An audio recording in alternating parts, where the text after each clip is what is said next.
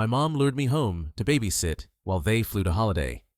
Now I canceled the trip, exposed the fraud, and walked away free. My mom begged me to come home for the holiday. After an 8-hour drive, I arrived and she opened the door and said, "You're babysitting your sister's kids. We're going to Hawaii." Then my sister muttered, "Kids don't wipe your feet on him." Parents burst out laughing, but the smiles disappeared from their faces when I announced what made them turn pale. Now they're begging me not to leave. I drove 8 hours straight from Chicago to the middle of nowhere near Cincinnati because my mom said she missed me. She went on and on about how much she missed her son, how the holidays weren't the same without family, how everyone was going to be there, and how great it would be if we could all just be together again, like old times. She left that last part in a voicemail crying halfway through. I listened to it twice before I called her back and said, yes, I'd come. I cleared my work schedule, postponed a trip I'd been planning for months, booked a dog sitter for the week. All the way there, I kept thinking that maybe, just maybe this year would be different, that maybe they actually wanted me there. I even bought gifts, real ones, not the usual gift cards things I actually took the time to pick out. One for each of them. By the time I pulled into the driveway, it was dark. The street was dead quiet. One of those neighborhoods that's so picturesque, it's almost fake. I sat in the car for a second checking my phone. A text from my sister. "Hurry up. I have to pee." It didn't make sense until later. I went upstairs with my bag and rang the doorbell. My mom answered with a big smile that didn't touch her eyes and said, "You're going to take care of your sister's kids. We're going to Hawaii." She stepped aside as if it had already been decided, like I volunteered. Mandy walked by in flip-flops and a tank top, mid-December, and she was dressed for a beach. "Kids don't wipe your feet on him." They laughed. My mom, my dad, Mandy. The kids yelled something I couldn't understand and ran off. I stood in the foyer holding my bag, trying to figure out what the hell was going on. I asked her what she meant, thinking maybe it was a joke I didn't get. She said they were leaving the next morning. They already had the tickets, and they just needed me to watch the kids for a week, like it was no big deal. Like I didn't have a life. She even said, "You're not doing anything anyway, right?" So I told them. I didn't want to say it then, but it just came out. Something I'd kept to myself, something I thought they'd be proud of, or at least pretend to be. I told them that I'd gotten the offer, that I was moving across the country in 2 weeks, a huge step up, that this would be the last Christmas I'd be around for a long time. The room fell silent. My dad looked like he just swallowed something sharp. My mom's smile broke in half. Mandy didn't even try to hide the way she rolled her eyes. And then the begging began. They asked me to please stay, said it wouldn't change anything, that they really wanted me here, that I could still help with the kids for a few days, that Hawaii wasn't even that long, said they'd bring me something nice from the trip, but they'd already tipped their hand. They thought I was just an extra, the one who could be guilted into dropping everything, the one who'd always say yes. Not this time. They just didn't know it yet. I didn't freak out right away. I just let it all wash over me like cold water. Let them pack. Let them smile. Let them give me the responsibility of 2 wild children, as if they were giving me an old sweater instead of 2 living, breathing children I hadn't seen in over a year. I slept in the basement. The kids' toys were scattered everywhere. Legos, half-broken dolls, an iPad with a greasy screen that kept playing obnoxious cartoons at full volume. My old bed, gone. My mom's explanation was, "We turned your room into something more useful." I lay there staring at the ceiling, thinking what a joke this was. How every time I showed up, it was on their terms. Never once had they asked if I had any plans. Never once had they offered to help me with anything. And now they'd literally left the country expecting me to drop my life. I got up early the next morning. The house was noisy, my mom yelling about sunscreen, my dad grumbling about the airline application, Mandy trying to wrangle her kids who were already sugared up from cereal. No one even looked at me until it was time to leave. Then my mom, with her suitcase already in the trunk, said, "Thanks again for doing this. I mean it. You're a lifesaver." She handed me a sheet of printer paper with some important information on it. Bedtime snack preferences, a list of shows they're allowed to watch, which mostly just said anything but horror or the news. Mandy leaned in, sunglasses on, already in vacation mode. "Please don't let them eat marshmallows after dark. They go wild." Then she handed me a $20 bill and said, "For pizza or something?" A $20 bill. They backed out of the driveway like they were running from something. My dad honked as they disappeared down the street. And just like that, I was alone with the kids in a week's worth of expectations that I never met. I didn't even know what they had really done until later that day. Around 3 post-meridian, I was looking for the wireless fidelity password and ended up opening the drawer where my mom keeps all the random papers. There was a folder with her flight itinerary, the hotel confirmation, and the receipt charged to my credit card. It hit me like a punch in the ribs. My sister had used my old card, the one we'd shared years ago, when she said she needed help booking something urgent and swore she'd cancel it. Apparently, she never did. I sat there and stared at the bill. 5 nights at a luxury resort, a rental car spa add-ons, even a snorkeling tour. It was all in my name. I called the hotel to confirm. And yes, it was mine. It was using my points too. And that's when it hit me. Clean quiet, no screaming, no shouting. Just simple. I canceled it. Every reservation, every upgrade. I watched the email come through confirming that the room had been released, the rental car returned to inventory, the excursions canceled. No refunds either. This part actually made me smile. Then, I waited. At 11:42 post-meridian, the first call came from my mom. I didn't answer. Then my dad, then my sister, over and over, until she finally texted, "Why are we locked out of the hotel? What's going on?" I didn't answer. The kids were finally asleep upstairs. The house was quiet for the first time all day. I sat on the back porch with a beer from the garage fridge and looked up at the sky. No stars, just the orange haze of city lights, but still peaceful. Around 12:30, she sent the next one. "Did you cancel the reservation?" "Tell me you didn't. I used your card because it was easier. I wanted to pay you back then. You're such a little drama queen. Grow up. Fix this." That got an answer. "Don't worry about it. I'm done fixing things for you." By the next morning, the tone had changed. They weren't angry anymore. They were desperate. My dad tried to pretend it was a misunderstanding.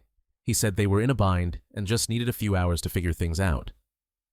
My mom sent a long paragraph about how she didn't realize the card was still active. Mandy just went silent until 3 post-meridian. She called and left a message. I didn't even listen to it. I knew exactly what was going to happen, but I wasn't done yet. By the 3rd day, the tone had completely shifted from confusion to panic. I woke up to 12 missed calls, 2 blocked voicemails, and a string of texts from my mom that read like a prayer. Each more pathetic than the last. They were staying at some cheap motel now. No beach, no air conditioning, no refund. And apparently Mandy's kids had gotten food poisoning from gas station sushi. I couldn't make that up if I tried. I made the kids pancakes again, this time with chocolate chips. I let them watch whatever they wanted. I didn't care anymore. They actually grew fond of me. Once they realized I wasn't trying to be their new parent, they calmed down. We spent that afternoon building the world's ugliest pillow fort and laughing about how my sister makes them do mindfulness breathing when they fight. One of them said, "Mommy says deep breathing makes us less annoying." That night, just before bedtime, the front door flew open. No knock, no warning. Mandy was standing there in flip-flops, her hair a mess, her forehead sunburned. My mom was behind her looking 5 years older, and my dad came in last dragging their battered luggage as if they just fled a war zone. "You think this is funny?" Mandy said. The kids froze. I told them to go upstairs. They did, but not before one of them whispered, "Told you she'd come back pissed." When they were out of earshot, Mandy started. Called me selfish. Said I ruined her only real vacation in years. That I was a spiteful little man-child who couldn't handle being asked to do one thing for his family. My mom stood behind her, nodding, like this was all just a misunderstanding that I needed to apologize for. I let her go on for almost 5 minutes. I said nothing. Then, I reached for the envelope on the kitchen table. I quietly slid it over to my mother. "What's this?" she said. "It's the bank statement," I told her. "And this," I pulled out a second sheet and said, "This is the notice from my lawyer. I reported the fraud." My father stepped forward, but I cut him off. "She used my card without my permission. Over $4,000. You know what that's called." My mom's face fell. Mandy started yelling again, but it all turned to noise. Something about how I was blowing it out of proportion, how it was family, how no judge would take it seriously. She said if I kept pushing, I'd regret it. I told her I already had. That was when she made the mistake. She brought up Dad's will, said, "Go ahead, Nathan, report it. Do you think Mom and Dad would leave anything to someone who stabbed their own family in the back?" My mom looked horrified that she said it out loud. My dad turned away. I didn't raise my voice. I just smiled. Thanks for confirming, that's how you see it. And then I pulled out my phone and hit play on a voice memo. Mandy, 2 days earlier, screaming into the voicemail about how she'd used my card because it's easier and how I should just fix it like I always do. She turned pale. You recorded me. I nodded, and I've already sent it to my lawyer. So yeah, go ahead and threaten me again. That was the first time I'd ever seen my mother sit down without being told to. Mandy stormed out. My dad didn't say a word. I stayed one more night for the kids, but I was done being quiet. I left before sunrise. I didn't clean up breakfast, fold the sheets off the basement futon, write a note. I just grabbed my duffel bag, put the key on the kitchen counter, and walked out the same door. They walked out when they left me babysitting for a week without asking. I drove straight back to Chicago, not even stopping for coffee. My phone kept buzzing, but I didn't check it. I figured Mandy had already started rewriting the story before I even got on the freeway. She was always that fast. Facts never really slowed her down. About halfway through Indiana, I gave in and looked. 62 missed messages, 12 voicemails, 6 from unknown numbers. A group chat I hadn't seen active since my grandmother's funeral had lit up with over 100 texts. Mandy had gone into overdrive, sent a carefully edited version of events to every relative with a phone, said I'd ruined her vacation out of spite, claimed I manipulated them into using my card, then turned around and threatened legal action. She ended it with something like, "Family means nothing to him. He's changed." That part was true. I had changed. The thing is, Mandy thought she was smart. She thought she could get everyone on her side with guilt and half-truths as usual. But she didn't realize that something had changed. People had been biting their tongues for years, and now she was giving them an excuse to open up. The first response came from Aunt Melanie. Just one sentence. "Didn't you once borrow my car for a weekend and return it 2 months later with a broken window?"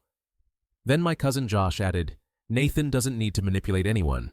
He's the only one in this family with a job that doesn't involve lying or commissions." One by one, people started chiming in, not just defending me, but dragging them along. Stories I didn't even know. Old Det's Christmas drama times she forgot birthdays or showed up late and drunk at family functions. One person called her a walking tax write-off.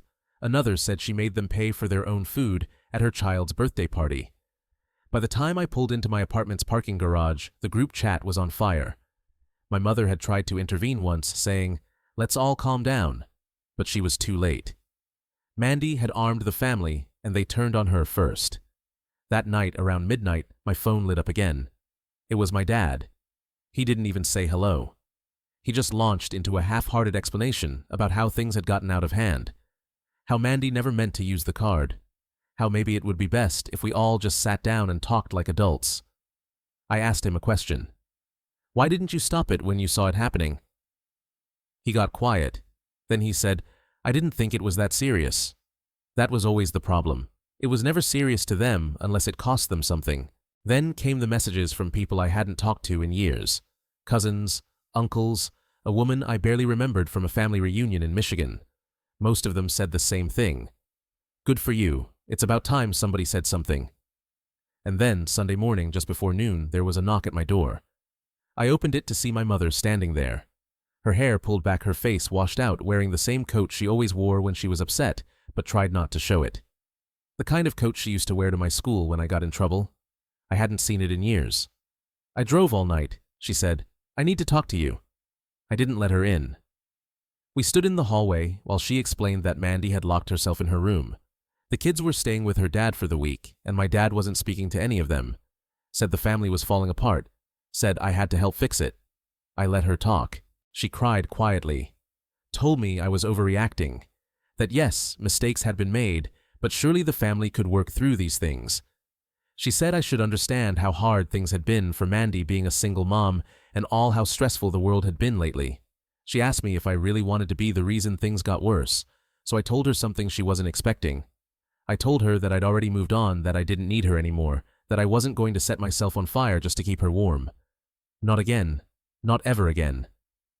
She tried to say something else, but I stepped back and gently closed the door, and I didn't feel guilty. After I closed the door, I stood there for a while listening.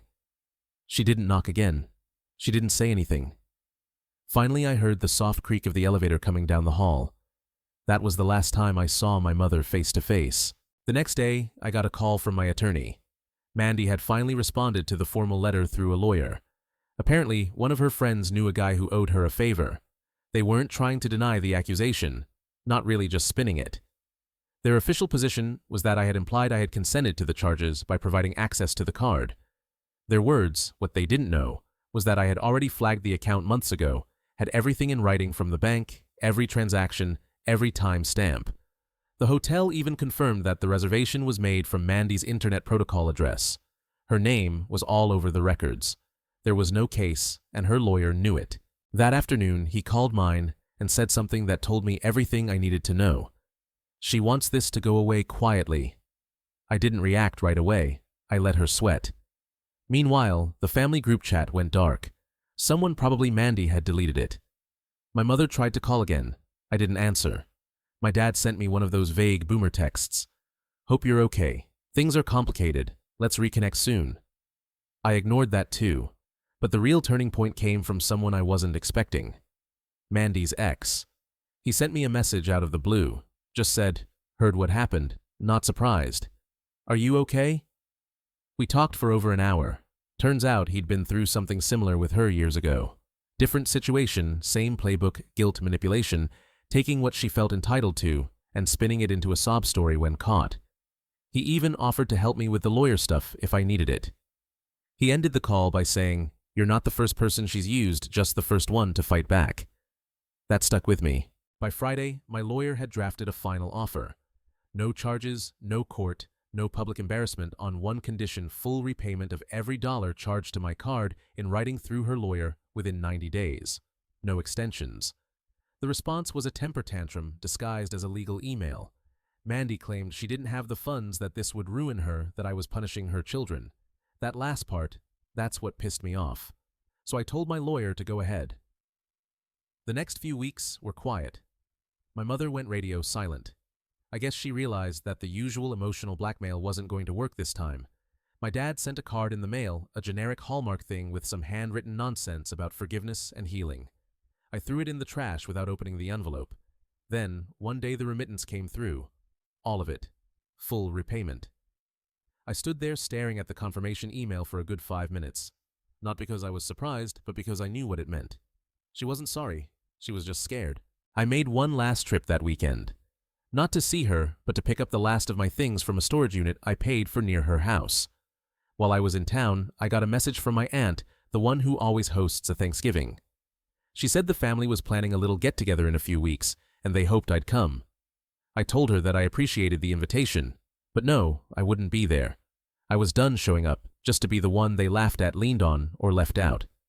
I'd spent years trying to stay connected with people who only called when they needed something. This time, I walked away. It's funny how quickly people disappear when they realize they can't blame you anymore. After the money hit my account, and the emails from their lawyers stopped, everything just went quiet. Like they knew I was finally off the leash, and there was no pulling me back. No more last-minute calls to help out. No more guilty voicemails about how we used to be a family. Nothing. Just silence. Thanksgiving came first. The same aunt who defended me in the group chat ended up texting me a photo of the dinner table.